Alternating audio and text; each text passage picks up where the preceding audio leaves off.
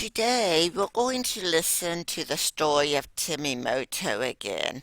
And this story has a lot of our vocabulary words in it for this week.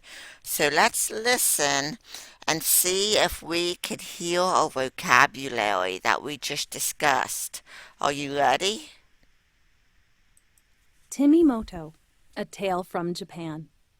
How do tools help Timimoto explore? Many years ago, in a small village in Japan, an old woman and her husband were talking about their life's wishes. "I have only one wish," said the woman. "I am sad that we never had children. I wish that we could have a child, even if he were no bigger than my finger." The old man nodded his head and sighed. Later that day, the woman took her bucket to go fetch some water. She was walking along when she heard a cry coming from the ground next to the path.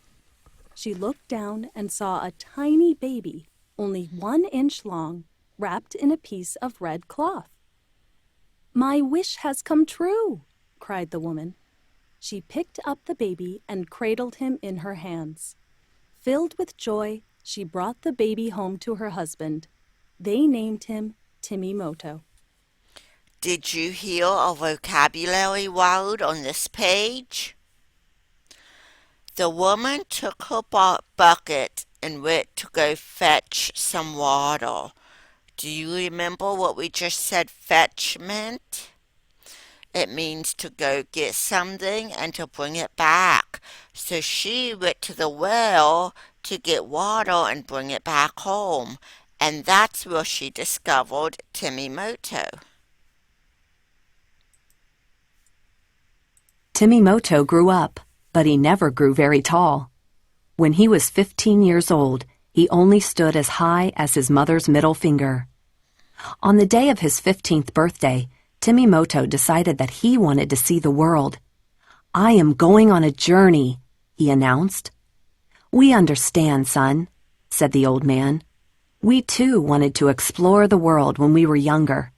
Let us give you some tools for your journey." The old woman fetched a sewing needle, slid it into a piece of straw, and tied it to Timimoto's belt. "You will need a sword to protect yourself," she said. The old man went to the kitchen. He returned with a rice bowl and a chopstick. "And you will need a boat and a paddle," he said to Timimoto. "You can get far if you travel on the river." "Thank you," said Timimoto. "These tools will help me as I explore new places." Timimoto said goodbye to his parents. "Be safe," they said to him. "Watch out for the night giant who lives down the river." Timimoto hopped in his boat and paddled away. Did you catch the vocabulary word on this page? Tools.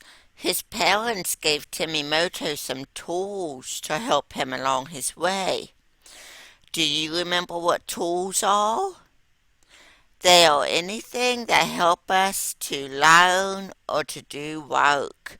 So Timimoto got some tools.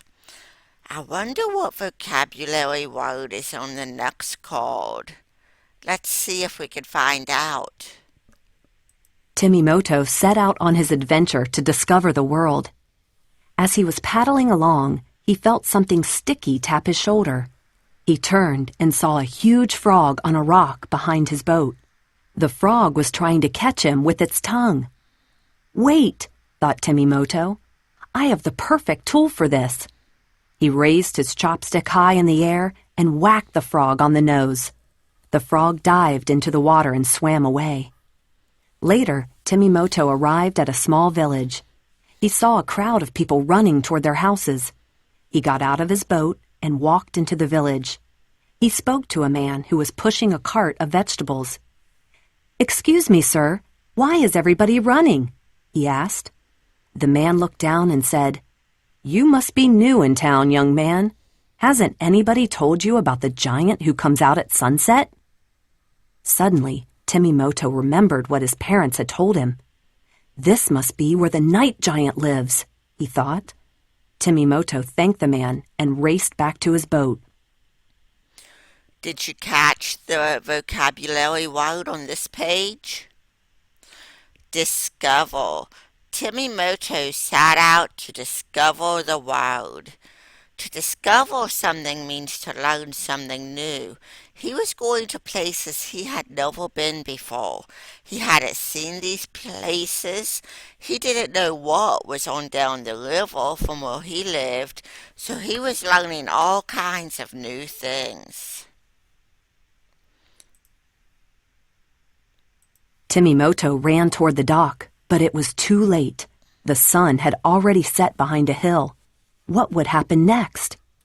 Suddenly, the ground started to rumble and shake. The night giant appeared behind poor Timimoto. "I am hungry for a big dinner," the giant roared. "You are very small, but you'll do for my first bite." The giant scooped up Timimoto and popped him in its mouth. Inside the giant's mouth, Timimoto knew just what to do. "Mother gave me this sword for a reason," he thought. Timimoto lifted the sword high above his head and brought it down on the giant's tongue. The giant let out a terrible scream. Timimoto leaped out of the giant's mouth and landed safely on the ground. "That hurt!" the giant cried. "I will never return to this village again," he whined as he ran back into the forest. One by one, the townspeople came out of their houses and surrounded Timimoto. "You have defeated the night giant!" they cheered. "Thank you, friend!" Timimoto bowed his head, then got into his boat and paddled toward home. So there were a couple of vocabulary words in this section of the story.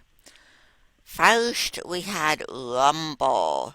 Remember, a rumble is a long, low sound like thunder. Why did the ground start to rumble when Timimoto returned to the dock? Do you remember?